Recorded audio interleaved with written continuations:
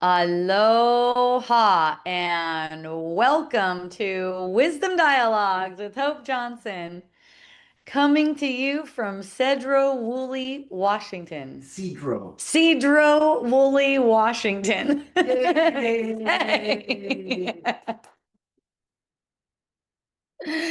So good to be here. Oh my gosh. Uh, great. What is it called? Greater Northwest or what? Pacific Northwest. Pacific Northwest, the Pacific Northwest. I've never been to this area before, and it's colder than I'm normally used to. Of course, it's like in the low 40s right now, and misty and rainy, and I love it so much. I just get to hang out in the jacuzzi a bunch. I've had a couple massages since I got here on Saturday. It's warm. There's a fireplace. Ah, aloha. Oh yeah, Nomi. Nice to see you. I love you. Uh, yes, it's just been luxurious. I can't not even express how grateful I am to be able to be this kind of experience. It's just the aroma, the essential oil aroma just coming from all the trees whenever I step outside. The lake, I'm right on a lake. Just like this photo is right here. Only like I'm way up in the air, like on this photo. Uh, Here I'm just right at the front of the lake. Yeah, maybe you'll see some photos of it if you follow me. I hang out in the jacuzzi by the lake, and I just got a waterproof case for my phone so I could take pictures from there and also uh, write things down that come to me. So, hooray, everyone! Ah, thank you, Wayne. So, let's get down to it. Wisdom Dialogues. What's it about today?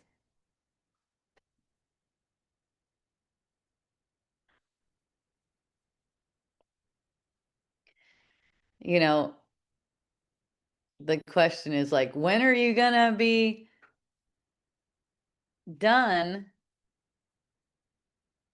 learning something and just be there? Here, whatever you want to say. Like, when are you gonna be done with that? Well, that is entirely up to you. It's a matter of willingness. It's a matter of your willingness. That's where you don't make things out to be any kind of problem, like a reflection on you some way. Whatever it is that seems to arise, you just allow it to be as it is. In that moment, you're done. There's nothing there. There's nothing to do. There's nothing to chase after. There's no striving, right? There's no hankering for experience. Thinking that you need a particular experience, any experience in particular.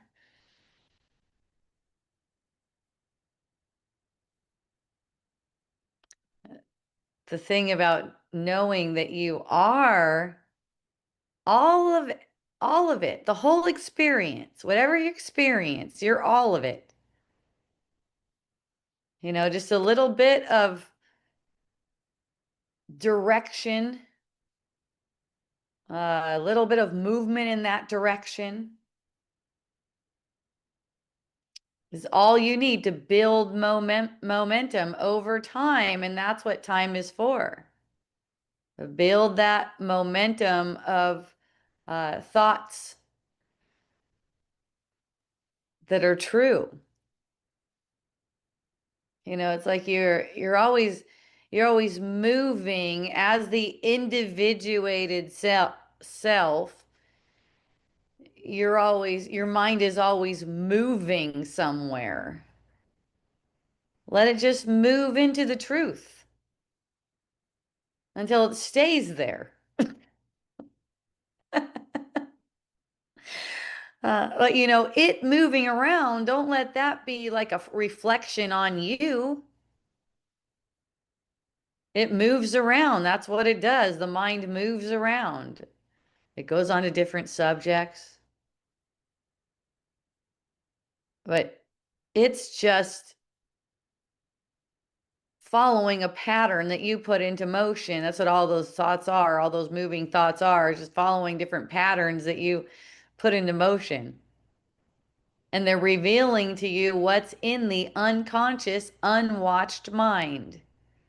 They're reflecting beliefs. They're not reflecting on you. See, it's an idea that the thoughts are reflecting on you that makes you afraid to look at them, which then lets it fester in the unconscious and just grow and grow and grow. Like anything that's condemning, anything that wishes anything bad, that seems to be wishing something bad, any kind of heartache or strife or not getting what they want. The ego is like that. These are ego thoughts. They're not your real thoughts. So you don't have to be afraid to look at them. Just noticing that they don't come from truth allows them to unwind and resolve on their own. So you don't have to push anything away because it's a bad thought. Remember, the thoughts that occur to you are reflecting belief that you're not aware of. There's lots of pain underneath the surface of thoughts that you didn't want to be aware of. So the ego helps you by hiding them from you, projecting them outside of yourself. So when you perceive the manifestation of it, you know what to do with it. Recognize it for what it is. Don't make it real again.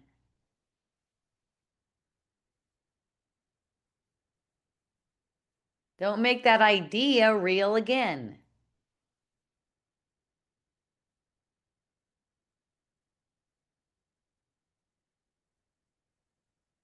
Anything that expresses as wishing that something was different or hoping that things stay the same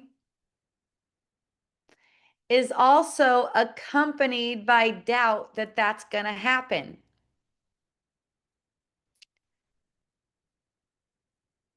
And that's because that thing that you wished for or that you hoped wouldn't change was never the source of your satisfaction.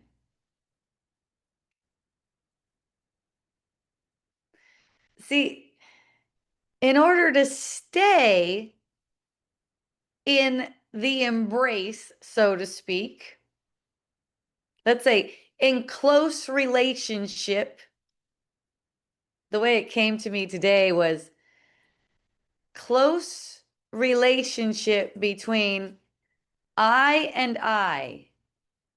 Like the I that's eternal, that has no aspects at all. You would call that God usually, or source or something like that. And then there's the I that's individuated or created by that aspectless source. See? So when those are in really close relationship, there's ecstasy. That's how it is. When they're far apart, like the created uh, decides, they're never really far apart because they can't be separated.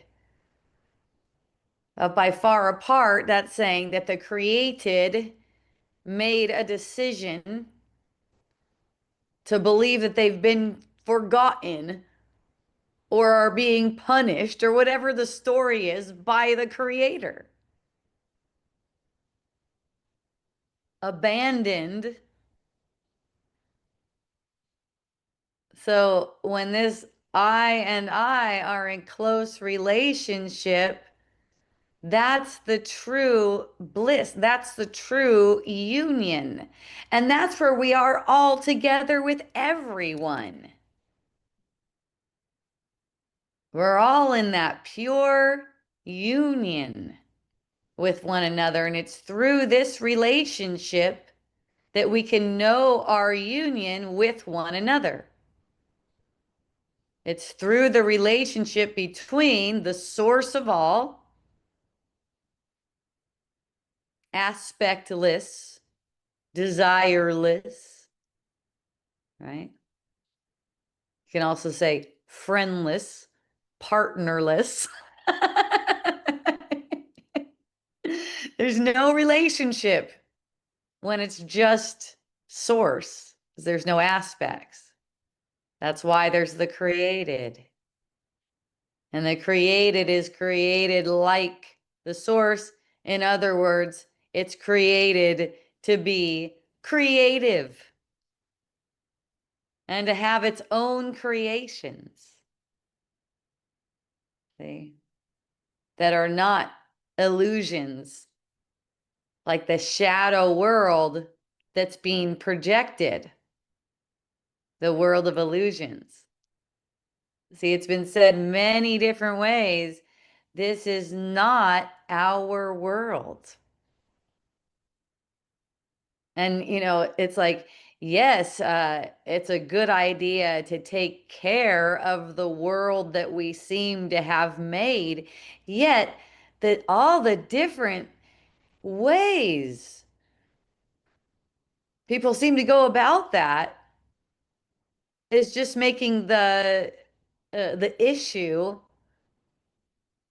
which is misbelief, more pronounced and making the effects, the world that we perceive, seem more real. The way that we really help it, and that's any kind of problem in the world that we seem to see, whether that's killing or climate change or whatever the situation seems to be, famine, whatever. Truly, what it needs is awareness, not making it so real and dense. This movement of the mind that I'm talking about is moving toward more freedom, more openness. And that comes with willingness to lay down the ideas that we made. Like we're not looking at a world that makes any sense, but we try to make sense of it. Like this is happening because of this, and this is happening because of this, and this is why we have global warming, and you know, but no, it's just really uh it's an effect of a lack of awareness, a shutting out, a veiling of what's actually true, denial of the truth. A dense world, let's describe a dense world. A dense world is where there's apparently mortal bodies, there's threat of danger,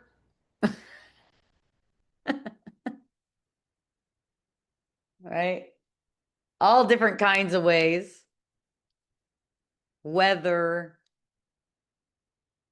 lava, car accidents, whatever. There's like all these different kinds of ways that manifest. This darkness, this density is projected out of a secret belief that a threat can actually be real. So we're faced with thoughts that extrapolate off of that belief every day, all the time.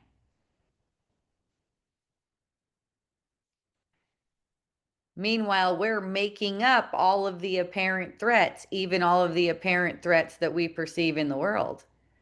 And so many of you listen to this and And I don't know, maybe you find my voice relaxing or something, but then you'll be like, yeah, but this thing over here that's going on, this is really real. And it's like, no, it's still not real. That doesn't mean you can't seemingly do something about it. It's just that in your mind, in your awareness, through your sight, this thing gets revealed as being meaningless. And that's how it actually loses the charge that projects that thing and other things that carrying the same kind of frequency. They're not really there. They're like an apparition coming off of a frequency being projected by an unconscious mind. So it's like a ghostly figure. It's been called mist. That's the whole illusory world. It's been called mist. It's nothing. It's all a dream. All the seeming, uh, uh, love that you seem to share with people in the physical sense does not exist. Only true love exists. Only God's love exists. So what's being shared is actually beneath the form that's being perceived. You can have a totally loving interaction with someone who seems to be condemning you. You don't have to like make them see a certain way and make them see that you're actually being loving, because a lot of the times people can be offended by love, right? They can be offended by truth. They can be offended by knowing their power. They don't want to know their power. They like their illusion. They like the idea that they did not make this up. They like the idea that someone else, less conscious than them, is making the world bad and they know how they should fix it.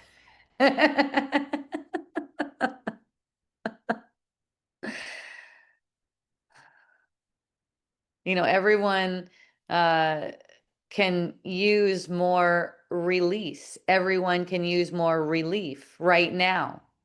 That's just the bottom line. And it's not up to you to make anyone else get released. It's just up to you in your own energy field to accept what's true for yourself and be released from the thoughts that make tension in your body's energy field. That's exactly what's good for everyone. That's exactly what helps everyone. Let these thoughts just pass away. I love you. Yes, relief be with us. That's right. And you know, that's a difficult thing for people, and it's kind of plays under the surface. It's hard to see for a while, but people get really tense and wound up to a point where it's like the way of life. So it's kind of like living in fight or flight all the time. And especially as people get older, because their thoughts will just go to controlling things more and more and more. Their thoughts will automatically go there after a while because it's been trained that way to kind of like be vigilant about the world instead of being vigilant for the truth. See, uh, the ego lives in a state that's not relaxed because it's constantly scanning for danger. See, that's why like the experience of the orgasm is so relaxing and releasing, because for that moment the mind stopped scanning for danger.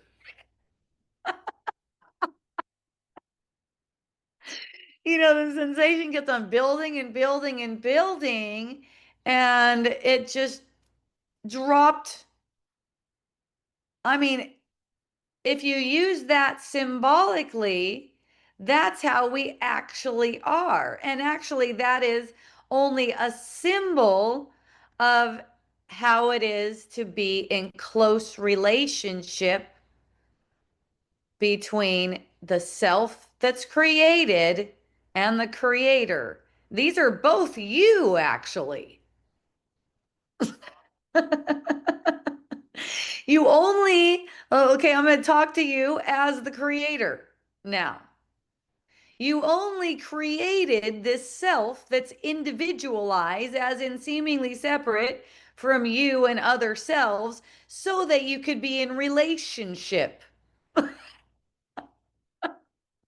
with the creator.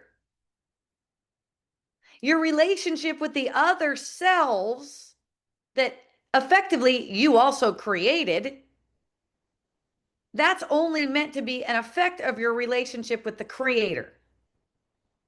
So when you put the created up on any pedestal or down beneath you, you're denying the relationship with the creator because you're not knowing yourself. You're not knowing how this is. You're not knowing the love for you is the same as the love for all. You're not knowing that everyone has access to the creator in equal measure. Everyone can hear from the creator because everyone is the creator.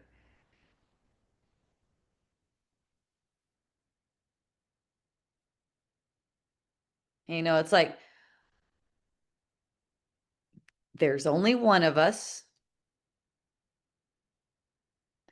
That's the creator. You could say that's the creator. And all the individualized selves are the created. It's basically really one sun with individualized, unlimited, creative aspects. See? All fitting together perfectly, all making up the creation perfectly. Not one piece is missing. So that idea I've heard lately, and I've heard this along my lifetime too, that only certain people are worthy of the kingdom of heaven. And this is not saying they'll be made worthy. This is all now. It's not like, oh, maybe they'll find their way and eventually be worthy of the kingdom of heaven. You're always talking about yourself. It's always self-talk. So if you want to be free, if you really want freedom, notice which voice is talking. Even if it seems to be talking to another person, it's always self-talk. So notice which voice is talking and basically just back off anything that is unloving toward another person. Notice it and back off of it. Feel it. Let yourself feel it, recognizing it's self-talk, right? So, when you try to convince another person that they're hurtful, that they're in danger, that they can be harmed, anything like that. Remember, you're talking to yourself, you're telling a story, and it's a narrative that runs your life through unconscious projection.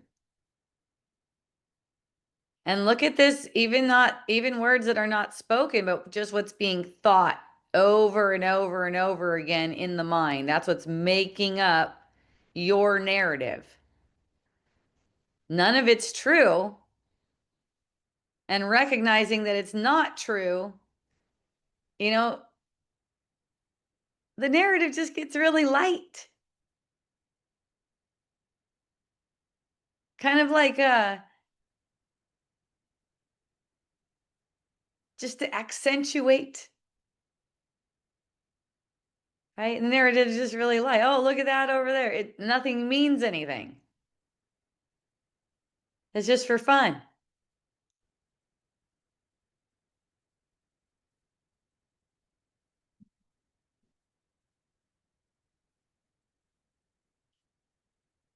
You know, today Billy and I seem to get into a traffic jam, huh, Billy? Billy just wanted to go one exit. All of a sudden, whole freeway stops. Who knows how long we were on that road? One, one freeway. Perfect. Perfect amount of time. So noticing in something like that, for me, is like, man, it doesn't even matter. Like it might seem to matter if I seem to be hungry or thirsty, or I had to go to the bathroom, right? Yeah. So, then the focus on truth is still the same. You just notice the sensations. But it's like, wow, you can see how if you thought you had to be somewhere where this would seem like, wow, something is bad. Something has gone wrong. I only wanted to go one exit. How long is this gonna be? A couple of hours, right? All right. Etta May has her hand up. What's happening, Etta May? Hi, can you hear me? I can hear you. It's so fun to hear you too. Awesome. I really love this conversation. It's perfect for me right now.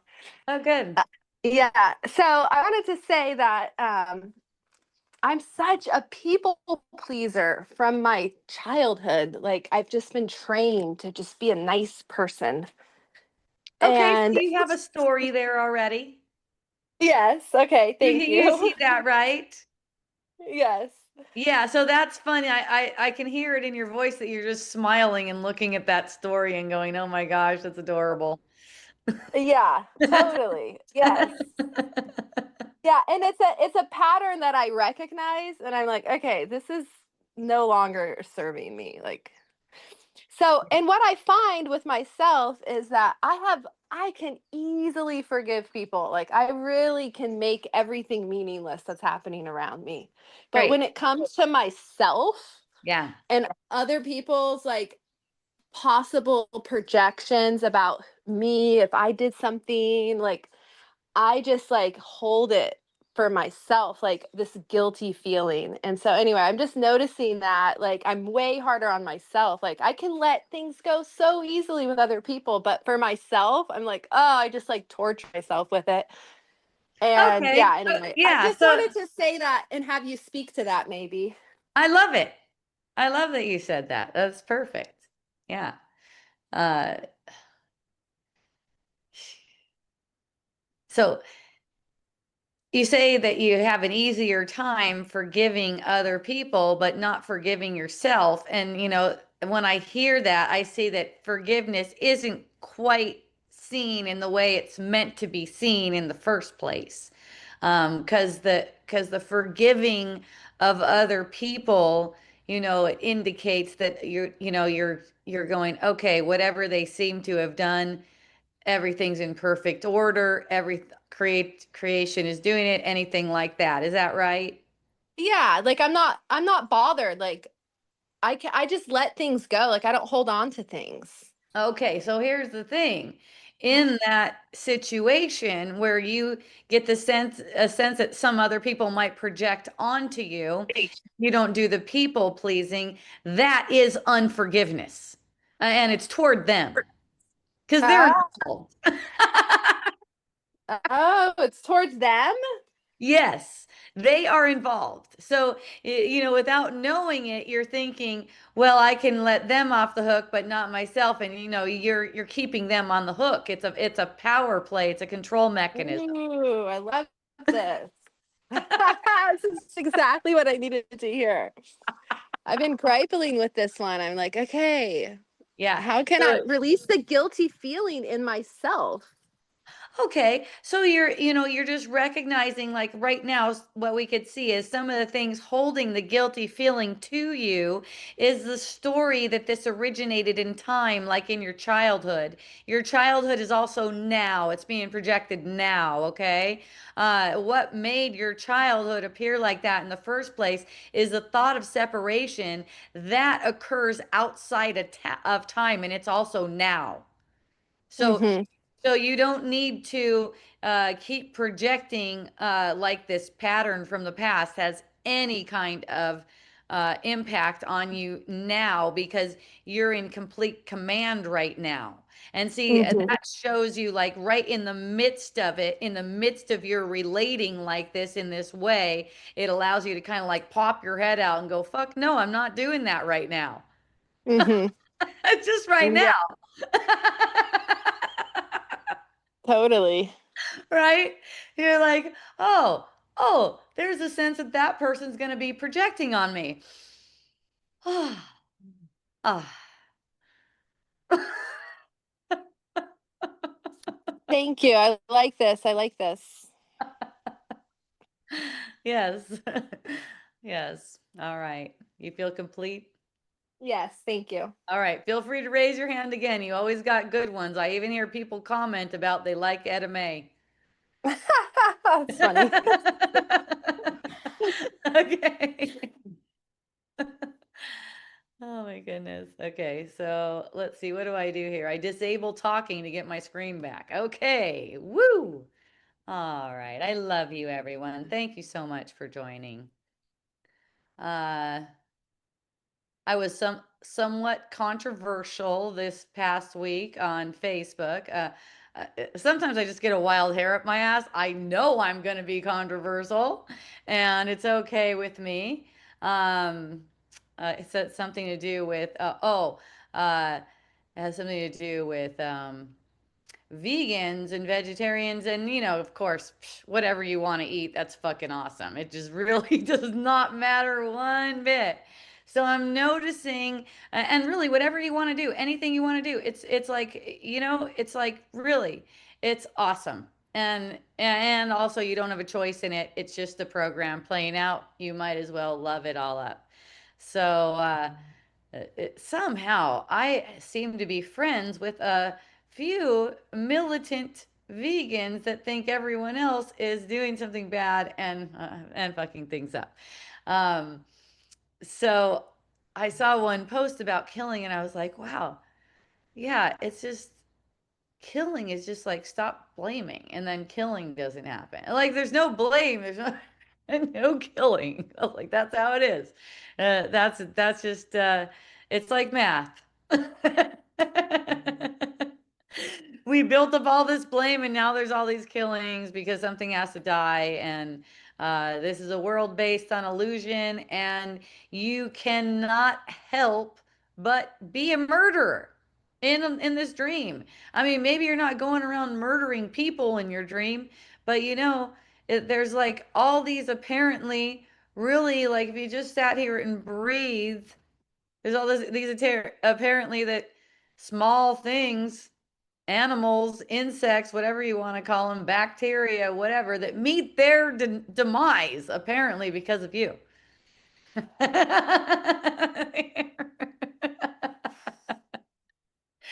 There's no getting out of that. There's no getting out of it. And putting these different layers and levels on things like this is good killing, this is bad killing, this is good killing, this is bad killing. The thing is, there's no good and bad like that. There's nothing like that. And the only reason we need like any kind of law like against killing people or something like that is because of not knowing the love that we are. When we know the love that we are, even the killing that seems to occur is more instinctual like the animals do. And it's not this mental thing. When we bring this mental thing in it and be like, well, how can I be the better one? As it's not like that because that just makes the problem the apparent problem, the killing, as if it's real. We know it's not wanted. No killing is wanted. None at all. And in truth, in reality, no killing is necessary at all. But while we're perceiving in a world where there's a sun, in reality, there is no sun in the sky. We are the sun. I mean, in reality, there's no sun in the sky. We're making all the light we seem to see and all the shadows too. See? Just like the animals are just instinctual, they don't overkill.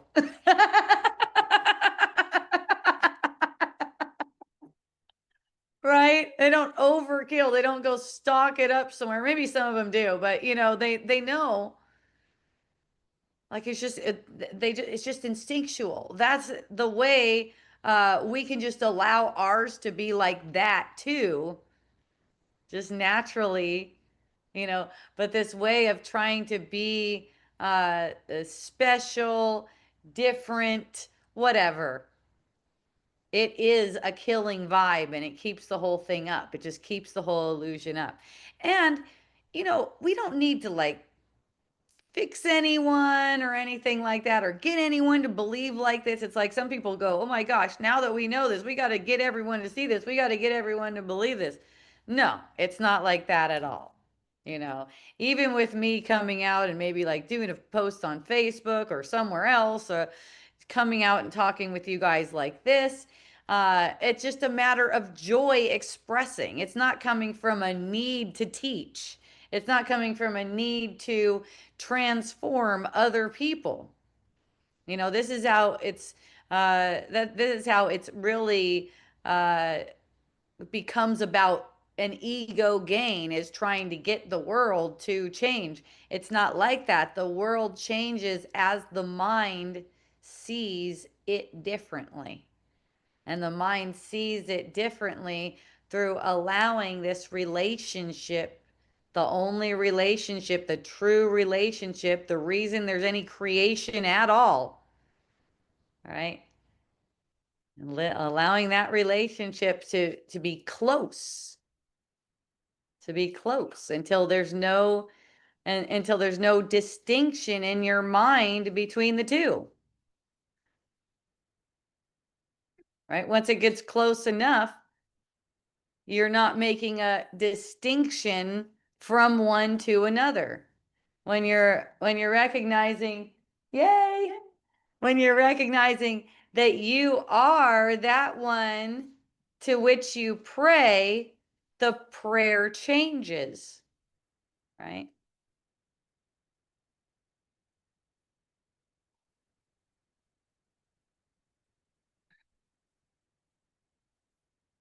Because the way of relating, the closeness in relationship, that's transformed into closer and closer relationship. But it is a relationship, and that's what to recognize. And, all of your apparent relationships that you have with form, between form, that's really to allow the relationship of the self that you are, the one without any attributes, the one without any aspects, to extend through you to the other person, to actually extend through you. That's the way of relating. It's not relating as if we're separate and what do I get out of this? Right? And how do you know if you have been relating with what do I get out of this? It'll seem like you deserve more. You don't get enough of what You don't get enough. you thought the agreement was. Right, what you thought see, and that's why people make agreements. Like, I'll give this much if you give this much, which is fine. It's like when you're not aware, giving is a transaction because it's all on the surface. See, when you're aware of what's true, what you actually give, what you can actually give, is forgiveness. That's what you can always, always, always give. And that's where you stop analyzing whether anyone's right or wrong, whether anyone gave too much or anyone gave too little. That is the forgiveness right there. You just stop going into that thought. See? And the way you stop is you recognize that that thought actually hurts your mind. So now there's no value in it. See? And let's say I've heard from people doing this too. I've recognized this thought hurts my mind, but I'm still going and thinking this thought. Well, that's where compassion comes in. Open up for compassion for that. See? You're totally held and understood in all of these processes, even when it seems like you're weak and you're going into something, right? Fantasy is another one. Fantasy hurts your mind. Don't go into any fantasies. You can, it's like for me, sometimes I'll just notice I'm in a fantasy. I'll be like, okay, it's like sometime in the future and it's like this and people are doing this and it's like this and they look at you like that and I'm like, what the fuck? Where am I? Yeah. And that's as simple, that's it's just as simple as that. Nothing's wrong. Nothing's wrong. It's just like, whoa. And then the brakes are on because you're aware that this train of thought actually hurts your mind. So there's no need to follow it. You don't want to narrate your future. You don't want to go back and relive your past. You want to be present right now. But what happens is people don't recognize they're even doing this. This is the unwatched mind. You know, like for me, I just know that I love to have a juicy, good feeling inside of myself. I just love that, right? I love to be like just feeling super juicy and orgasmic all the time. How can I do that? Right? I guess they have those vibrators that you could wear now.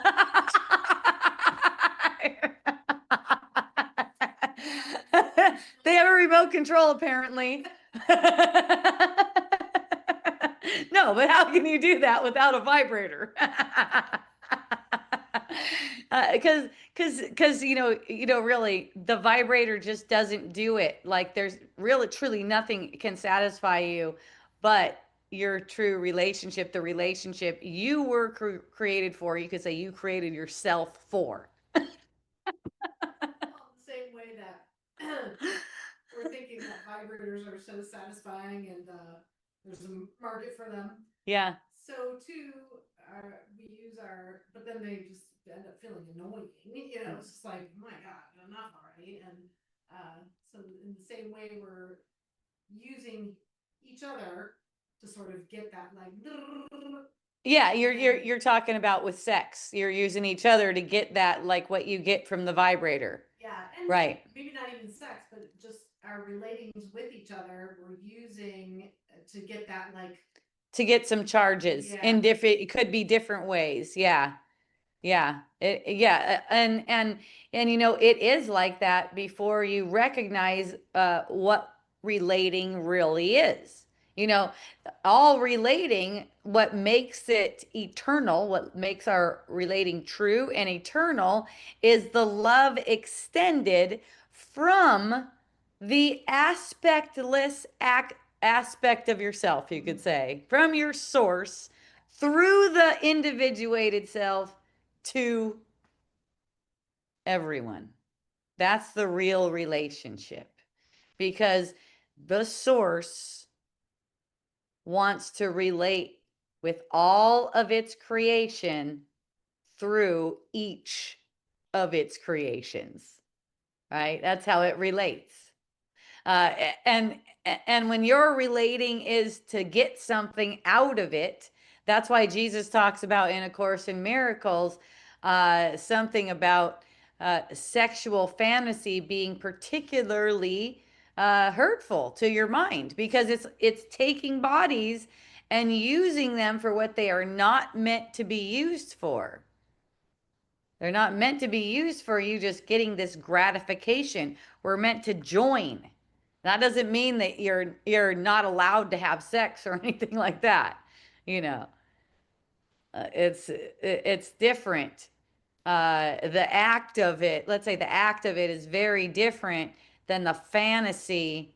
And for most people, the act and the fantasy go together. They're not even really meeting, right? Because it's all about getting.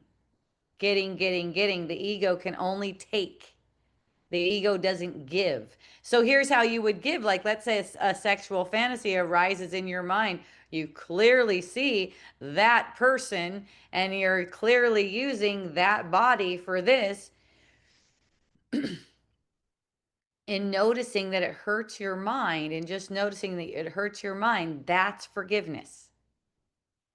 See? So now you're being generous. Now you're giving to that person instead of taking from them. That's the giving. That's the forgiveness. It's recognizing that that thought is a meaningless thought. It's just hurtful to your mind and it's not worth pursuing. That's all. And that's really the gift. It's not like you have to feel bad for having hurt a person, right? And you can think of this on the same par too. If you seem to be having a sexual fantasy uh, about someone, it would be just the same as you're having a murderous fantasy about them. Let them be free, and this is really how you're extending love. This is true communion. Actually, we're always in communication with each other. So it's like when you wouldn't use another for sin, that's the miracle. Because the reason why it says there's no private thoughts, it's not so you can go around airing all your private thoughts and tell everyone what you're fucking thinking. Okay.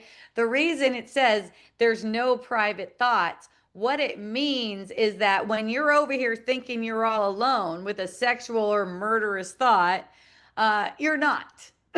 You're making all kinds of effects, and you're making effects you don't want. You're just making effects you don't want. So when you allow yourself to be released, actually, it's a relief. When you look at it, it's actually a relief. There may be a momentary unwillingness to let go because it's like, no, it's nice right now. Well, that flips to the opposite every time, right?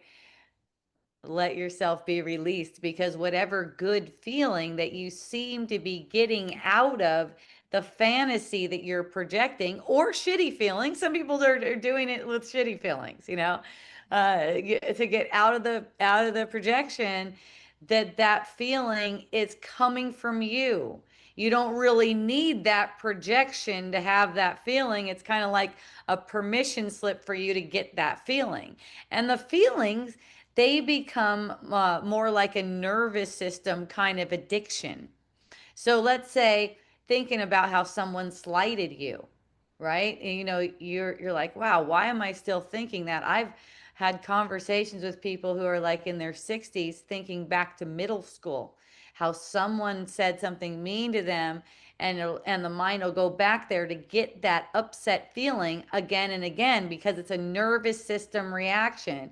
Even when Etta Mae was just sharing about, being trained as a child to be a people pleaser, there's specific memories that are likely arising where she's getting a certain sensation with that. So if you recognize it didn't originate in time, it's all right now, you can stop and get that sensation, feel the effects of believing in separation, so you want it to be undone.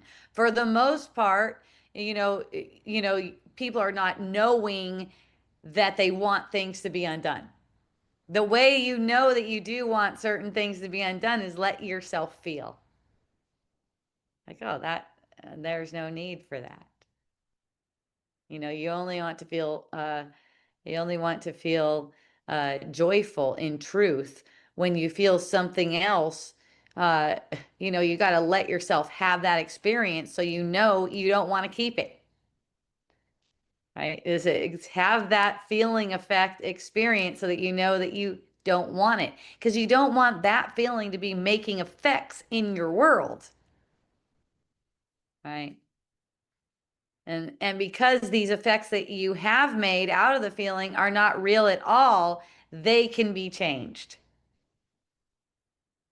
And they're changed this way by recognizing that the feeling you're projecting is something that you wouldn't keep, and thereby receiving a correction for it. Yes, the world is forgiving. Thank you for that. Talk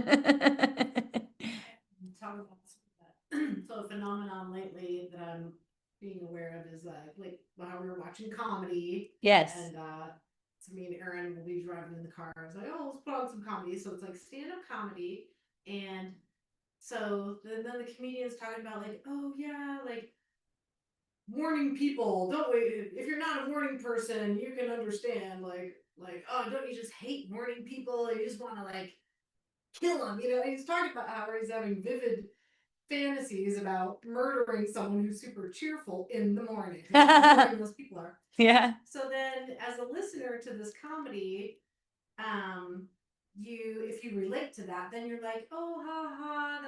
And so, in a way, you're feeling like joined. You feel like a union or a joining, because you're all making fun of the same type of person, and Uh-huh. that feels like the joining, Mm-hmm. right? Mm-hmm. The sense is like, oh, like I'm laughing with other people, and we all agree that We're that's like funny. each other, yes. But then isn't this so then? But that blocks the thing of like, oh, I realize I want that thought undone. You don't realize you actually want that murderous thought undone because you're laughing about it with a bunch of other people. So are we like doing this thing where like we're prolonging the time thing? It's really what you're making of it. Yeah. See, it really is what you're making of it. Because when someone's going, when someone's going, yeah, I hate morning people. You know, those people are just a pain in the ass. I want to like do this kind of thing to them. It's like, oh, let it go, let it pass as a meaningless thought. You know, so it's like recognizing meaningless thoughts for anyone. Right? It's just noticing, oh, that's a meaningless thought. Because it's all coming from our projection. Remember, perception is projection, right? So there's nothing to correct there. You hear a meaningless, murderous thought. And for me, I just be glad people are laughing. Laughter is great, right? It's just that whole thing. Sometimes I get like so stressed out about like, oh, we gotta undo that. We gotta be compressing or collapsing time. We're here. No, it's not we though. It's not we, Oh yeah. right? It's only you. That's it. Okay. That's it. It's not a need. I mean, really, I I'm sharing with you guys. I do not need to do this. It's not fucking necessary, except that it's occurring, so it's 100% helpful. So, it's like you really, the Holy Spirit has got this completely articulating all of our different interactions with each other. It's all orchestrated perfectly. No one's going to be left behind. It's totally for you to be at ease. It's totally dependent on your willingness only, right? So it's full release. Well, you're not waiting for the world to fucking give you permission to be in full release, right? Full freedom. And that's a matter of embracing and enjoying whatever it is that's arising. See? Yeah. Whatever it is. And that's even any kind of way that you seem to be expressing, even if you seem to be in an argument, it's enjoying and embracing whatever it is. Because nothing touches you. And the more you're willing to do that, the more easeful all of your interactions become. And the more joy you bring. You just keep on bringing more joy to all the situations because you're not carrying a burden, something that says this should go differently. When I just saw this thing about vegans, I just cracked up. I just had to say something because I just thought it was the funniest thing. I'm like, what in the world? You guys, So I'm always seeing these things, not always, but pretty often seeing these things come across whenever I'm on Facebook. Sometimes it's some gory photos of people who eat meat and how Yes. worms and different things like this. Yeah. Yeah, so Animals in their cages. Oh, isn't it so horrible? yeah, so I look it up, I ask AI, I'm like, AI, what is the deal with this technology that we're using? Like to go on social media and stuff like that. How many animals are killed? Apparently, way more than anyone's killing anywhere to support this technology. So I was just like, what in the world? Okay. Vegans, vegetarians who are activists telling everyone how to be compassionate, you guys need to go look up how many fucking animals are killed for you to tell people that shit on social media. Oh, and by the way, don't worry, you haven't done anything wrong, but then again, no one has. Right? It's like puts it into perspective. It's like, wow. It's like just noticing anything we try to correct in a physical sense, it makes that thing proliferate. Did you want less killing? Well, that's why you got more Yeah. because you didn't take responsibility. That's just, I mean, I'm talking like, that's pretty much how it works. It's how it works in the mind. It's like the more you're trying to stop something from happening that's not really happening because it's not really there, the more you proliferate it. It really is a matter of seeing that you don't want your illusions anymore. You just don't want your illusions anymore. That's what's going to end all the killing once and for all. But there's all kinds of, you could say, organisms, animals, whatever you call them, actually meeting their ultimate peril in your dream because of you.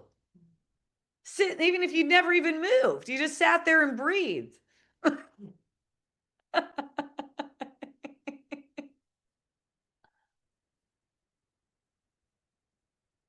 But what the ego wants to do is turn that into a debate about whether people should be eating meat or vegetarian food, or into a debate of whether it's possible to be enlightened and eat meat.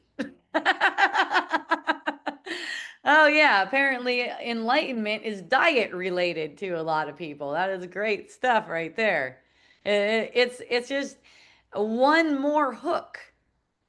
If you can just make your image like this, and that's why it says in the Bible, and so it's been a really common verse for Christians, and because there's so much truth to it. It's not by works of righteousness which you have done, but by the grace of God you're saved. So what this is saying is there's there's no thing you can apparently do in the world with your body, with your diet, with anything that's going to get you any closer to enlightenment. In fact, it may serve to make it take longer for you because of self-righteousness, judgment, and blame that arises as you're trying to get there in that way. Not that, you know, everything leads to the ultimate awakening, anyways. It's just that we can circle around in illusions for as long as we want. That's our free will.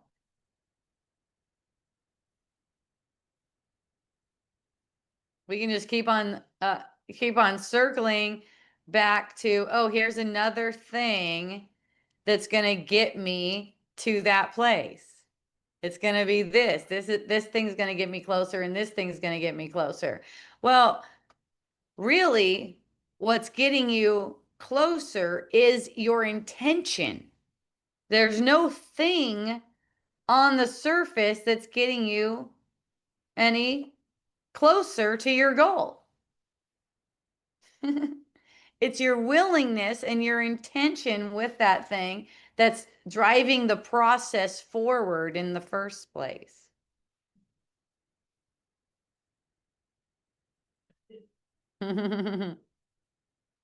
Aloha. Aloha. Thank you for coming. Yay. Apparently here, people like things to happen later. So starting next week, I'm going to be starting at 5. I'm going to go 5 to 7. I have a well lit room. It's already dark here, so we're doing awesome. Yeah, everyone can still see me online. Yay. Thanks for joining. So, one thing that's been coming into my awareness lately is this dependency, or sometimes it looks like addiction. Like some of my friends even use that uh, sort of like a shooting heroin. Like they'll hit their arm and go like this, like they're shooting heroin. The truth, I want it in my veins, right? Uh, and and there's this idea that if you just learn enough, if you just learn enough, then you're going to be at that place where you finally are, now I'm free. Now I'm free from everything. Let me see if I can just learn. Okay, another course. Okay. All right, $3,000 over there. Okay, go on a trip over there. Go over there and meditate. Stuff like that. There is nothing like your willingness right now to just observe whatever is crossing your mind and recognizing that it's just you. There's not anything outside of yourself. It's just like falling into the arms that have always held you. You can say that's the eternal. That's the aspectless creator that you are. There's no one outside of that. See? So, this idea that you can somehow get to it through all of this study, like for instance, Course in Miracles. How long is it? 1 year. Okay. Once you got to the end of that, and if you do, and you know what to do, don't pretend like you don't. Well, maybe you don't. I don't know. It seems like it's pretty clear, right? Forgive your illusions. Just forgive your illusions. And it seems here's one place I see people getting caught up for decades. Okay, is as if you got to forgive people in this way, right? It's like as if they're really doing something that's messing you up. It's like when you have like a blanket over everything. Okay, everyone's already forgiven. They're fine. They do not need any forgiveness coming from me. Then you can see what needs to be forgiven is the underlying idea. It may be an idea that you need their approval, right? It may be an idea that if you piss them off, something bad could happen, right? It's maybe an idea that if you don't listen to them, you're going to sabotage yourself. Don't we set people up around us like that? Right? I better do it because they want me to. But really, that's you, man. Like, So I better get on right. it. Exactly. I want it. Yeah, it's like I want that person to seem like they want something from me. I want that person to act like that, right? It's like I was sharing with Etta May a little bit earlier. It's like, man, you're helping them. You're actually helping them. This is the forgiveness. This is the transference of the miracle right here when it's recognizing you set them up to be like that, right? Because you see how controlling it is of you to have them look like they're controlling you, right? Maybe it's a boss, right? Maybe it's the IRS. Some people think the government is controlling them in some way, right? If you get the sense that the government is controlling you, you just need a break. You need a breath. You need some fresh air. You need to relax. That's not true, right? It doesn't matter what it seems like in the world. That is not true. No one and nothing is controlling you. You are the one always, this is interesting too. You're always in command of everything, whether you know it or not. If you like the victim story, and some people are making the earth the victim. Okay, you can't, if you make anyone a victim, you're excluding yourself basically from living in ecstasy, right? Anything. Say that again. If anything seems to be victimizing you, seems to be controlling you, you're basically preventing yourself from living in ecstasy. There's really nothing here. And you see, you demonstrate this to yourself through your own experiences. So, say you get like a scary looking experience, right? Say it's like a government official saying, "Oh, you've done everything wrong. Now I've got you. Now you're cornered," right? And maybe they have it out for you, right? And when you recognize, what is this even for? And it's extending the love that you are, that's all it's even for, then you're not afraid of the outcome anymore. You're not afraid of the outcome of the interacting, because it's this closeness of relationship. It's in this closeness of relationship. Again, for those of you joining around 4 o'clock, it's not just you guys that came in, it's people online too. Yeah. There's the creator, which is who you are actually, right? And then there's the creator, created, also who you are. But without that relationship, there's no who, there's no relationship, there's nothing going on. That's the reason for the relationship. Your relationship with your source, your closeness with your source, like that, in union, is what blesses everyone. Not trying to have relationships that are separate from that. And what do I mean by not trying to have relationships? This is like where you're just releasing control and regaining command over all particles that are arising in your perception. See, the reason you have command is because you're the creator, you're perfect love. All of the particles that you perceive in the perception are made of the same thing. They're not made of the things you seem to see. Yes. So what is the difference between command and control? What's the distinctions there? Control is where you're using logic that you learned in the world and imagining what you want to happen, as far as the arrangement of everything, how people act, and all that kind of stuff, right? But command, you're relating through the love that you are, you're extending the love that you are. That giving, that kind of giving, because it's coming from source through kind of like you could say the channel of you created, right? Uh, and it's blessing you immediately. So everything that you seem to see is also perceived by you as a blessing. See, nothing's out of place, nothing's threatening you, right? And what you do is you use these perceptions that something is threatening to prove to yourself that you're not anything like that, that you're in complete command. And basically, that's what you could say. It starts out as like a nod to God. Okay, I must be perceiving an error. I must be perceiving an error right now. I need a different interpretation.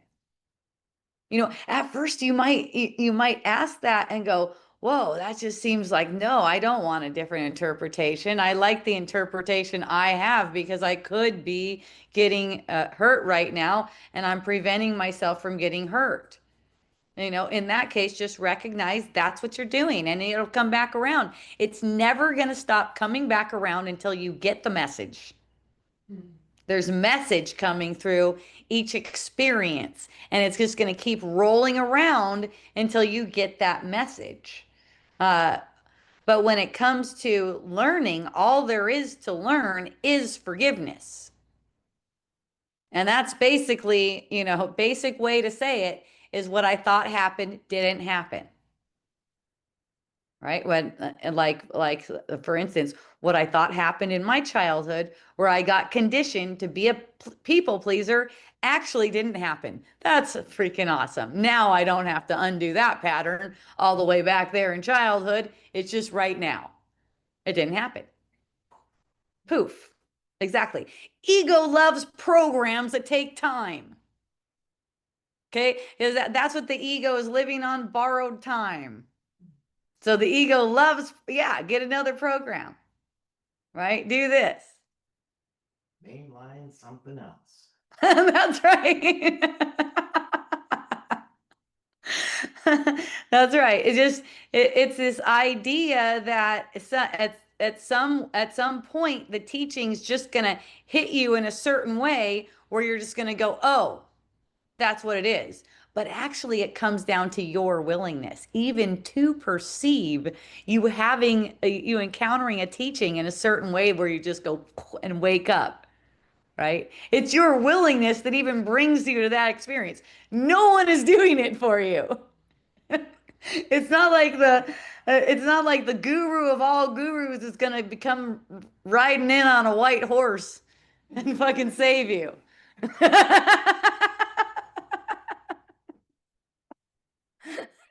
You never know. I mean, I don't know. That's a good way to have it play out, but that's not the way that's not where it comes from, right? It doesn't come from outside of yourself. You call it, you manifest it because you want it bad enough where you'll accept the truth over everything that you made true. You'll accept that the truth is true over everything you made true.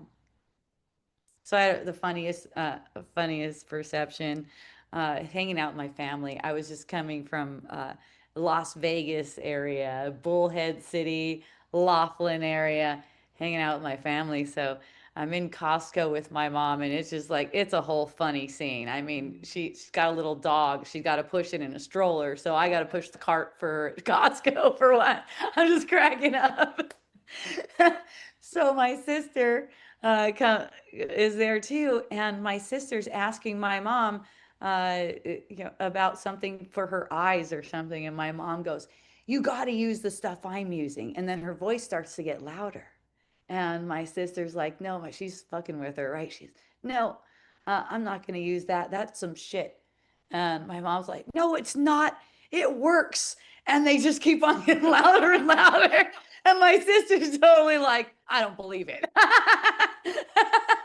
So, so I'm just looking at this and I'm like, wow, it's like a perfect depiction. My sister's messing with her, but my mom is like really wanting to protect the belief that this particular, I think it was a mascara, has been making her eyelashes longer and thicker, right? So she's like really yelling in my sister's face. You just have to believe this with me, because that's how beliefs are. Or else I won't be able to make this effect on my eyelashes anymore. It's just noticing we make all effects. There's certain things that seem to work, and notice this all day long, really. I mean, when you're when you seem to be under the weather, you get a drink that's got like maybe lemon and something spicy and maybe some ginger, maybe some honey, maybe some alcohol, to just like clear the sinuses and stuff like that. It is entirely make believe. You could do the same thing with a plain ass cup of water or nothing, really. So it's not a matter of, rejecting that stuff. It's noticing that nothing is inherently good or bad for you. Because that's how you keep yourself out of danger. That's how you keep yourself out of this perceived vulnerability to worldly effects, right? And that even includes pollution, right? It even includes pollution. I was staying in Bullhead City, and wow, you could see the air. No. You could see this air. I'm not kidding. And it's striped. The whole sky's striped. Right? It's like there's some really pretty mountains somewhere beyond the thing. Yeah, like some really thick air. So, you hear everybody talking about how the pollution has got them having all these problems. And the first thing that comes, fucking move, like get in the car and drive somewhere. But that's just for comedy because no one really has a choice where they are, you know. So for me, if I start to, feel any dry throat or anything like that, I just recognize right away that's the common belief. It's not any reality. It doesn't have any reality. All symptoms are the same thing as guilt. They're manifestation of a guilty thought. So when the ego hears something like this, immediately it's like it feels attacked because sickness is a major tool of the ego. It's like a major, oh, I've got this.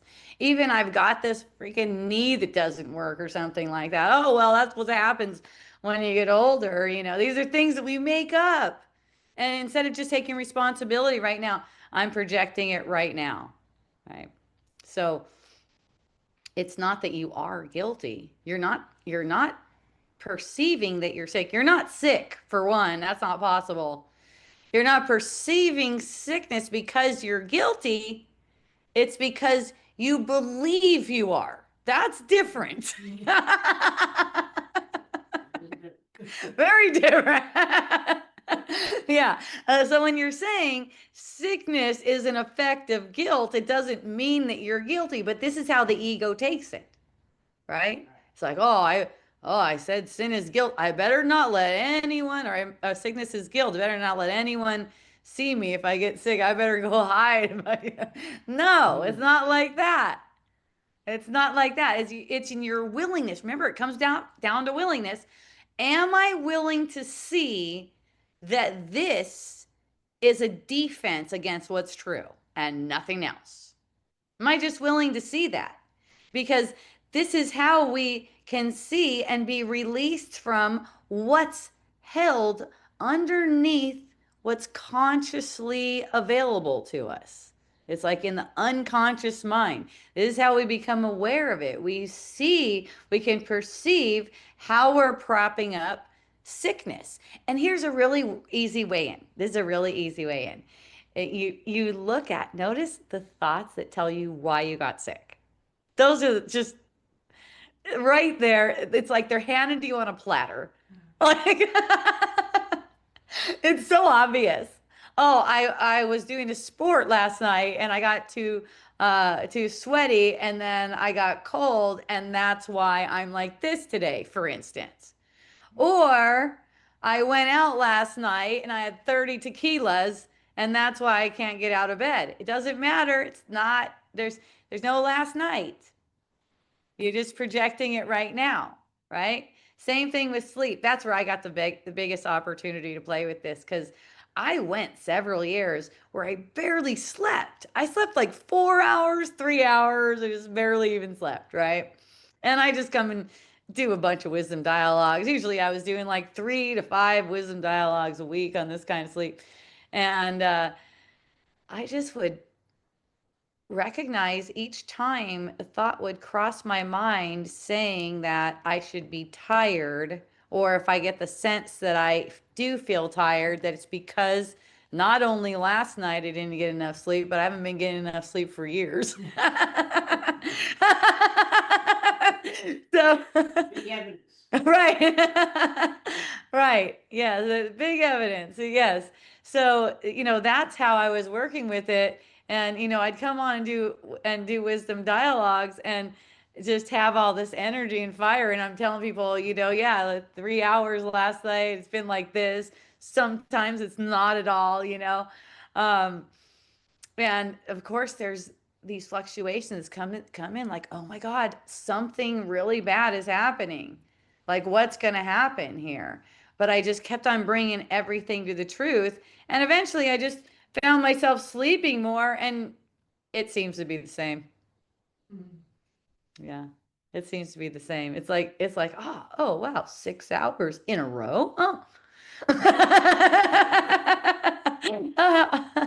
How interesting. No wonder the things under my eyes are leaving. Yeah, see that? That's what I mean. It's like it just comes up. It's like that's why this is the reason, and taking all the reasons off of it, but giving all power back to your own mind. My mind makes all of the illusions. My mind narrates every single thing that I perceive. And the way to come into command with everything, or knowing your command, because you're always in command, because you are the same as God created you, and you're still creating in creation. That's why you're always in command. Where it seems like you're not in command, that's a distortion. So the way to come back to knowing that you are in command is an embrace of everything. Just a full embrace of everything. You, exactly as you are perfect for entering the kingdom of heaven now. You are perfect for that now. And all that really is an acceptance of the self you made. That's what's it's like unacceptance of this self. It's saying that you're unworthy of God's love, and you're that God that is constantly extending love. You're never withholding it. It's just that the self of form has been programmed to believe that God is separate, and those thoughts cross the mind, and it's just up to you to see their meaninglessness. See? So uh, you could say the sense of enlightenment, let's say, and that's just right now. That's a sense where you're in a state that you're not making any thought meaningful. You're just not holding any thought out to be meaningful, any thought in the world. Fear of how something's going to go, a body condition, anything that arises is like recognizing it's all okay. As soon as you stop, the solutions start to flow. Even in the apparent world, the solutions flow. Yes, in my defenselessness, my safety lies. Thank you, Glenn. I love you. Yeah. Always love some Glenn input. Yeah. So not needing anything from the world, and not needing to give anything to the world. See? Because the giving comes from the source, and that's also you. It's the aspect of you that has no needs, that knows everything is all right, that knows everything is still as God created everything, and nothing is amiss. So then the sharing is just spontaneous, loving, not trying, not trying to get anything to be changed here. It's only the mind that does it. It's going to change. Your behavior is going to change. It can't help it. Your behavior naturally changes when you see things differently. But if you're focused on your behavior and you're using that to analyze yourself, you're not opening to seeing things differently. That's why a happy learner comes in. That's where you go to, am I being a happy learner, or am I trying to analyze myself? Because that's not where the lesson is that you want to learn. That's a lesson you don't want to learn. Because it's basically saying that somehow you can get it wrong.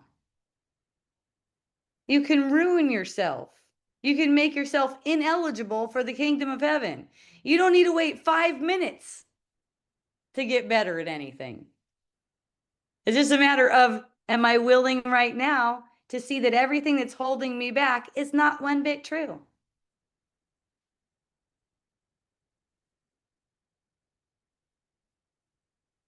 What about planning? Planning still occurs, right? One place in A Course in Miracles, Jesus said something like, you can and must plan for the particulars of your life, but you don't need to plan any miracles because those are involuntary. See that? So it's like, what is he saying? Planning for the particulars of your life, however that looks like. You got a calendar and you're putting down something on the calendar, let's say, right? You're guided to go to that thing, that event maybe, got it on your calendar. That's what it is. Who needs you to do something over there? The point you think they need to learn?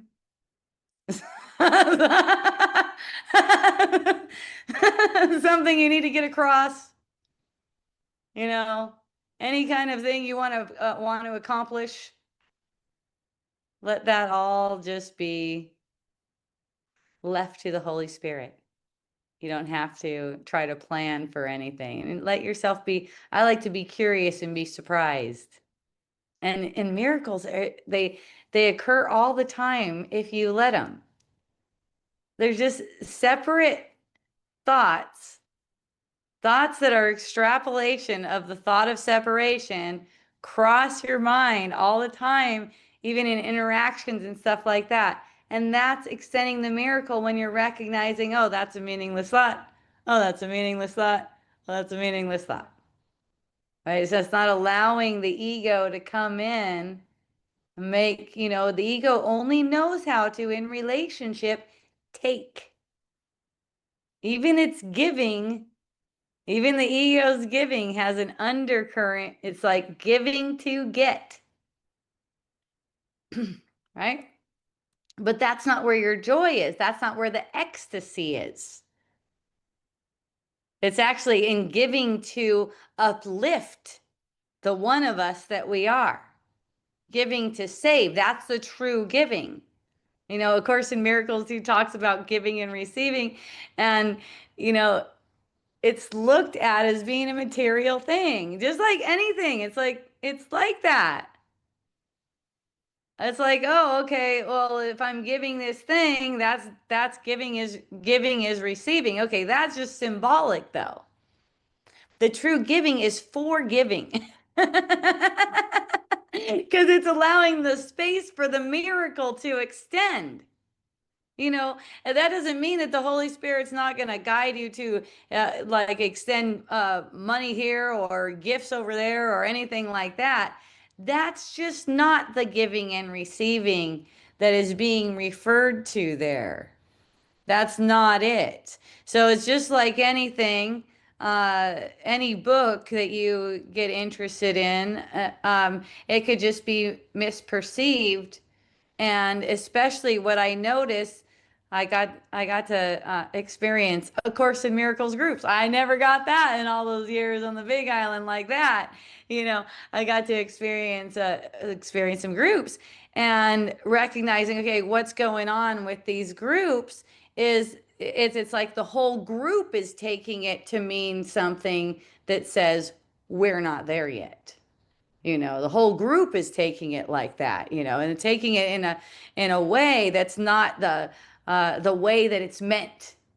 And it seems like the ego just has a really good, strong hold on the idea that there's something more to do before I just fall into the arms of grace and be done with needing to learn the next thing.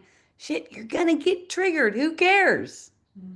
Nothing's wrong. That's the thing. You don't need another process because you got triggered. You do not need any process when you got triggered. Embrace it. Oh, Don't tell me something's wrong. right? Right? It's like, oh my God, yeah. Yeah. And I tell my friends too, like if you guys feel like, oh my God, something, send me a note or something, right? I can get on a call with you a lot of the times. A lot of you guys, especially if you've been on Wisdom Dialogues a bunch, you need like 2 to 5 minutes. Right? If you want to donate, you can. It's not like, oh, oh, I, I have been so in the light. This is what I noticed too. It's with my friend. Oh, I've been so in the light. It's been so great. It's been so rad. I'm okay. That's gonna pass. That's, right. Right, because it's like if something's gonna come up and scare the shit out of you, that's the setup, right? Oh man, ah, oh, something's gonna come up and scare the shit out of you any minute. So then the next thing you know, that the friend that was just so in the light, all of a sudden they're looking outside of themselves for all these different methods because something came up and something must be wrong with me. So now I need to like find out what's gonna get me back. And it's like, fuck. And then I'll get on the phone with them and be like, look, that stuff doesn't mean anything. Just keep going. Just keep going forward. Right? But this pain came up. And then so the pain comes up. So then it's like trying to find out metaphorically what it means and dissect it and everything like that. It's like, fuck, pain is fear. That's all.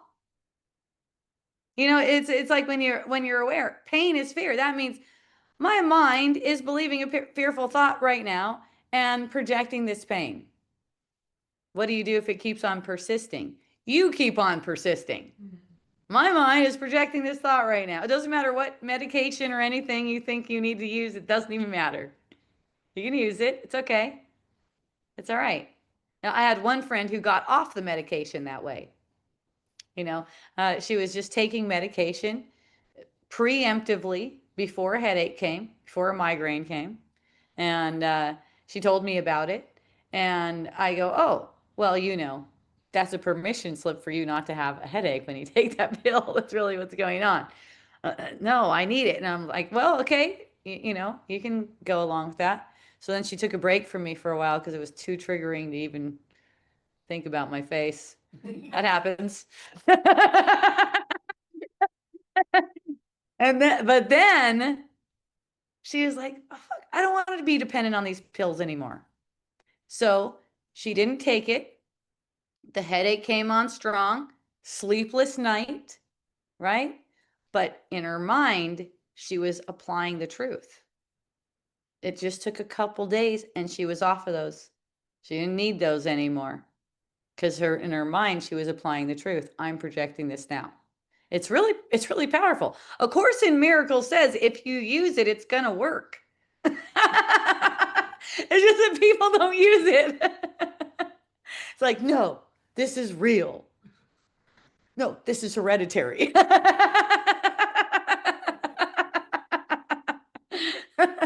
We have lots of evidence for this. There's medical records. When you go in, it's been a long time for me since I went in and filled one of those forms out where they ask you about your family and all the shit that they went through, right? Like, or all the things they are going through, and you check it off and stuff. And that is really everything is symbolic. It's just a way to solidify this idea that what you seem to see now has a cause outside of your mind. See, it looks like this, you guys. It looks like you were born like a little baby into a world that was here already. True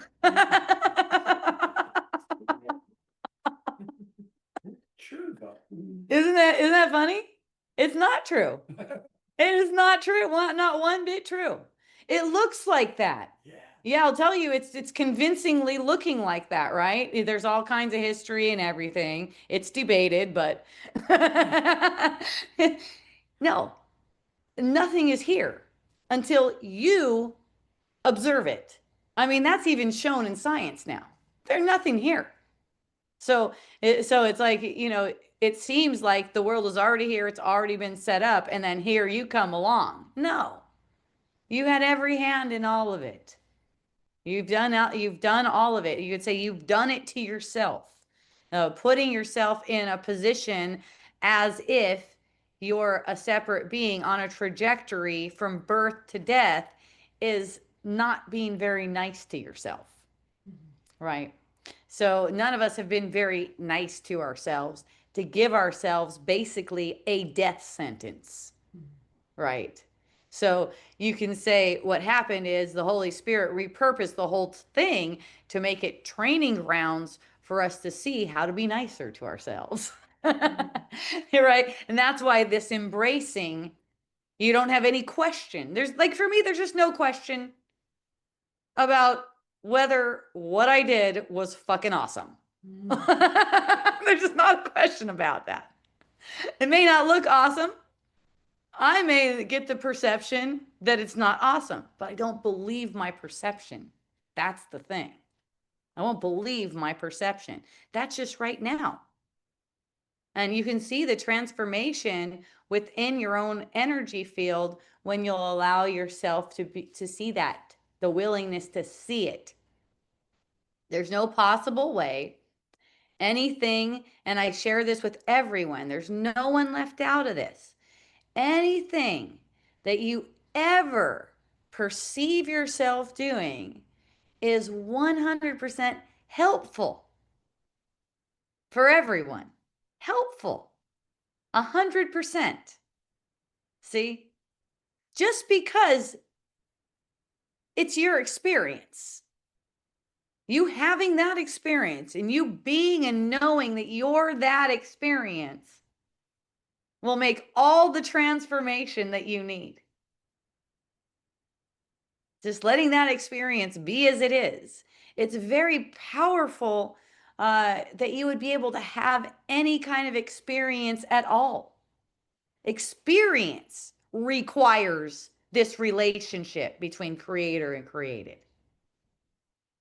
There's no experience without the relationship, and there's no relationship without the experience. See that too? They go together. That's right. So, so it's like we're not trying to resist experiences. We also don't need to seek them. We also don't need to seek experience. Seeking is mental. That doesn't mean you can't go, you know what?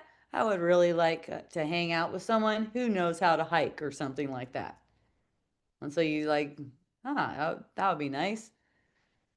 Just let it be open like that. It's already known what you think you want, but you don't really know. Yes. So where does grace play into this? That's so fun. I think on my last show, someone asked me the same thing. Okay, so let's say it like this. Grace is just always flowing, right? So it's making it out as if you have to do something. That's why it says by the grace of God you're saved, because it's just always flowing. You are saved. You're saved from all of this. All of the effects you made, they're canceled out as soon as you accept that, right?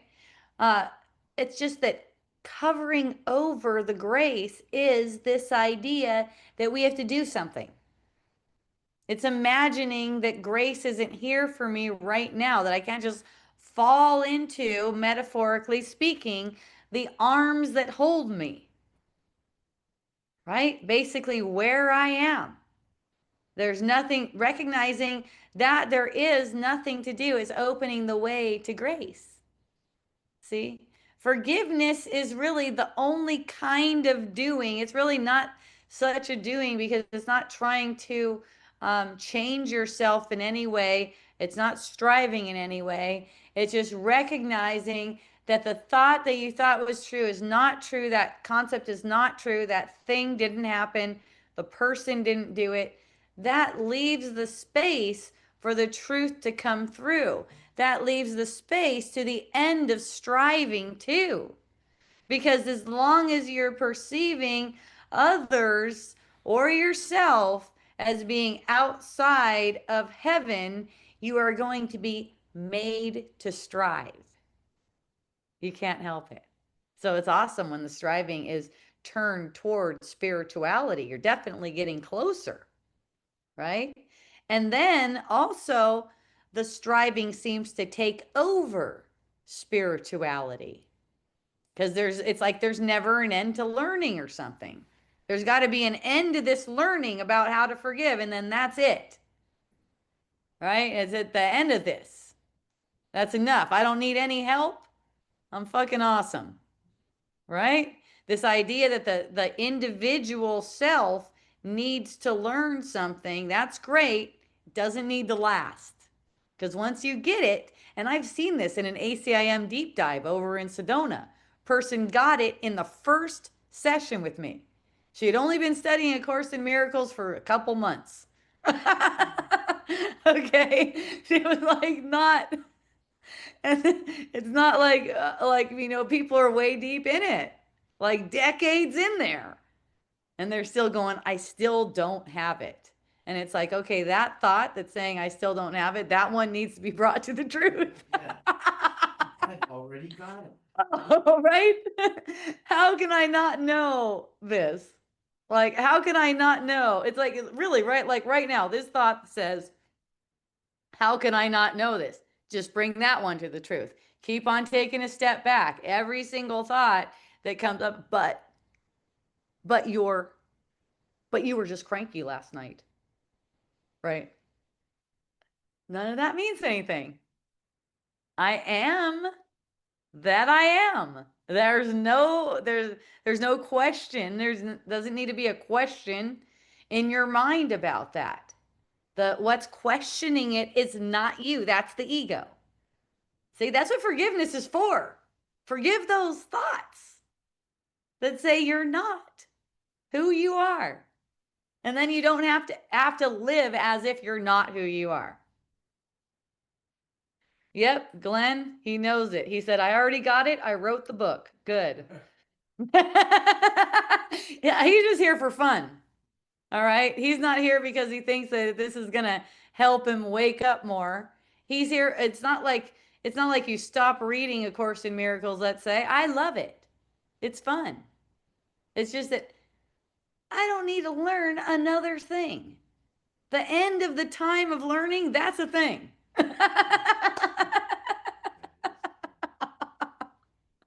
There's a time for it, and then it comes to an end. And it could be very quickly. Here's another thing that I notice with groups practicing A Course in Miracles.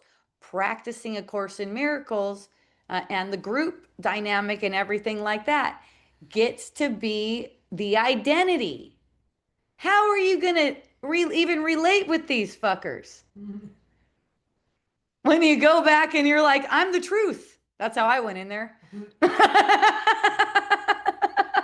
Right? Yes. So what you're bringing up is what I would call the audacity of being who I am. Right. Yes. That's right. You got it. Yeah. It's just that it's so gentle too and loving. Some people might get offended, but if they're around you over time, they're going to lighten up. They're going to soften up because it's genuine. At first they meant, who the fuck do you think you are? Right? Mhm. Not needing anything. Right? Not needing to learn anything. What are you doing here? Fucking love it. I love you too.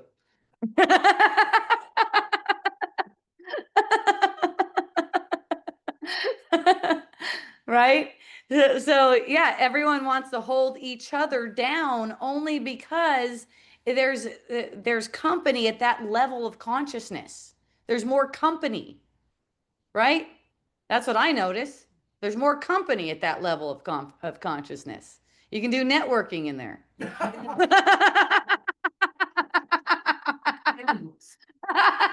Yeah, yeah, right. It's like when you're at the level of consciousness that you are, which is a choice.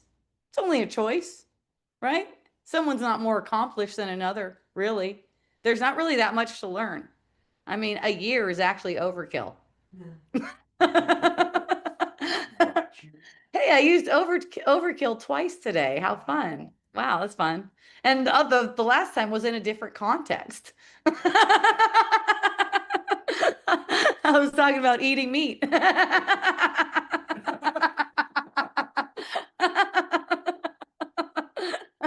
Eating meat is overkill. Yeah, no, I was just no, I wasn't saying that. It was pretty fun. It's like this idea that, you can actually like live on Earth without killing anything. And I'm like, man, you could sit there like a blob all day and you'll be killing millions of little animals all day long just by, in the apparent world. You can't help it. Everything's just devouring everything else in this world that we made. Right? But what I'm saying is, if you're not attaching concepts to it, guilty concepts to it, it's just like animals. You're not overkilling.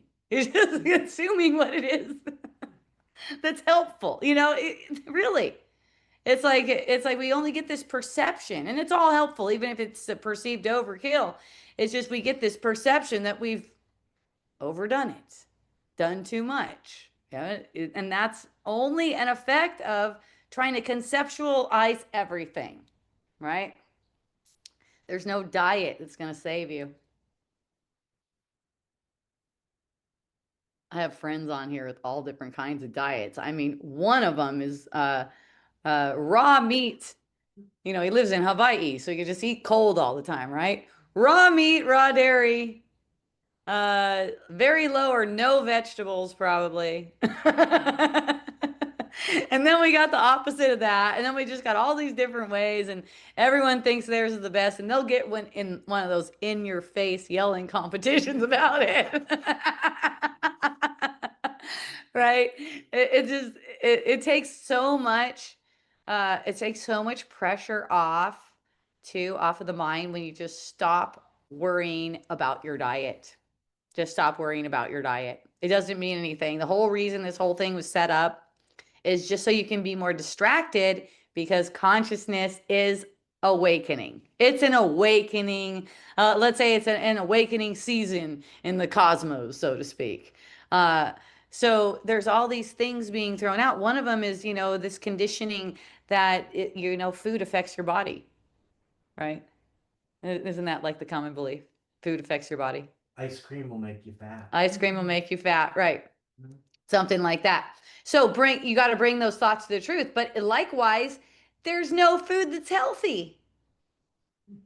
There's only just like what you're experiencing yourself eating, let's say, that's what gets the blessing. Let's be blessed with that. Whatever it is that you seem to be, these ideas that this is a sinful food, stuff like that. That's where people get themselves into really bad shape, you can say, because it's a belief that certain foods have certain effects. And what I noticed coming up is you had to eat stuff that you didn't like if you wanted a certain shape. I was like, what the fuck kind of world is this? Right? And that's when the idea came to me, and it stayed with me. I was only about 17, apparently. And the idea stayed with me. What if whatever you enjoyed eating was totally good for you? Turns out that's the truth. Right? Yeah. Yeah. Well, when I was living with my last friend, I was making him up. I was waking him up to juiciness in eating, because I would see him eating and it just looked like it was so conceptual to me, and it looked dry and hard, and it didn't have that fullness that I like to experience with eating. So I was like, hey, uh, how about if we uh, how about if we get you some full fat dairy yogurt and cottage cheese, because he's eating yogurt and cottage cheese, but they're low fat. I'm like, is there a reason why you're like taking out the best part of the fucking thing? Like, he's like, yeah, because it's got more calories. And I go, you're totally sabotaging yourself. You're totally sabotaging yourself. That's not how it works. It is not, it's not like this is called quantification. Okay? Calories in, calories out. Do not fuck around with that. Otherwise, you're going to be eating things you don't want to eat. So, I introduced this stuff back in. And, he's a person who goes to the gym, so he'd weigh himself. And he was surprised after about a month of that, he actually weighed less. And I'm like, oh, shoot, he weighs himself, though. That could be fluctuating. It's just like, it's ridiculous. So he's like, do you really think? At first, he was really scared to do any of this stuff. I had ghee with me. I'm like making eggs and ghee, and I'm putting, instead of putting toast in a toaster, I put ghee on it, put it on the stove, and toast it. Like, oh, you really think this will be okay? And then it occurred to him, it just came up in conversation. I've been doing it like 20 years, He's like, he's like thinking I'm just starting it. I'm all excited about it. No, no, I just drew the line. It's because I went down all the diet things, right? I tried a whole bunch of different things, and I could be really regimented, which allowed me to prove to myself that it didn't matter. Because I couldn't look back and go, oh, well, I'm undisciplined. No, I'm not saying being undisciplined is bad, but for that particular experiment, it came in very handy. Nope, you can't tell me that I didn't do it right, because I know I did. They just they just really they do not have the desired effect, and that's because they work off of restriction and quantification. I heard someone say, I think it was publicly, quantification is the devil. And it's like, yeah, that's a really good statement right there. Because the more you quantify, the more like you're making your body into this thing that's totally vulnerable to everything you put in your mouth, the more you do this. And it's not. It's only an effect of your mental. So it's a matter of, oh shit, I have no choice in what I eat. When I recognize that I actually don't have a choice in what I eat, oh my gosh, whatever I seem to be eating, I'm just gonna bless the shit out of it. and and so and yeah, Literally. right. Yeah, that's it. That's it. And it works too. Because all you're really doing is you're recognizing what is actually true. What's actually true about your body and food is that these are two illusions, like on a screen, and one illusion does not affect the other illusion. That's not possible. When you see it like that, when you see it through the eyes of reason, literally all effects are canceled out. It just when you're willing like that, it's all canceled out. It just doesn't really mean anything. You may seem to get certain effects, certain foods seem to bloat you, fine. That's always giving you an opportunity. See, I'm not bloated because I ate something. I'm bloated because I'm projecting that I'm bloated, and I'm not even actually bloated, because it's not the truth about me. The truth about me is totally vital, right? Totally in ecstasy, feeling free, feeling juicy and alive. That's the truth. Whatever else is coming around, that's a distortion. And it needs a change in the mind. It doesn't need a change in the diet. It doesn't need a change in the workout. It doesn't even need a change in the place where you live. I was hanging out over there in Bullhead City. And man, it's like, it seems like people are affected by the pollution. I'm like, I'm not playing with that. Nothing's doing anything to me. There's no real pollution. It must be coming from my mind. That doesn't mean I'm not going to be getting out of there as soon as possible. All right? That just occurs. It just rolls. Right? I actually spent 3 weeks there. It was beautiful. It was so much fun. Oh my gosh. Just being around my family, they're wild. They can bring up some patterns, right? One of them, my sister's telling me, yeah, your body's looking pretty good, but your face, hey, where do you get that? Right? Where else do you get people telling you something like that? Exactly.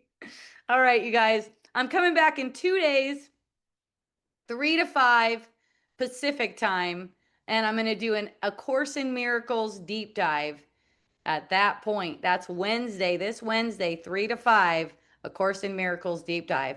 Starting next week, I'm going to be doing 5 to 7, and I'm going to change it to Sunday and Wednesday. If you're on Zoom, you'll be aware. If you're on any of my other platforms, Awakening with Hope on Telegram, um, Facebook, I'm on Facebook. My website, sometimes I update my calendar there. That's a reminder. Maybe I'll find myself doing that later. Hopejohnson.org. Go to hopejohnson.org. If you'd like to donate, I take donations there. I got it set up so you could do monthly donations even. And then you can also do one-to-ones, book one-to-ones. You can get my book over there. And I don't know what else, but it's freaking awesome. Visit hopejohnson.org. And All there. it's all the links are there. There's tons of free stuff. Go under free resources. Tons of free stuff. I'm told by my friend Wayne that I have more content on A Course in Miracles than anyone ever. Okay. I didn't set out to do that, but I just like to flap my jaw. That's the biggest reason. Okay, you guys, I love you. Until next time, mahalo, aloha. Yeah, and a hooey ho. Ow! Oh, yeah, ACIM daily lessons. Thank you, Glenn. I know more are coming. I love you.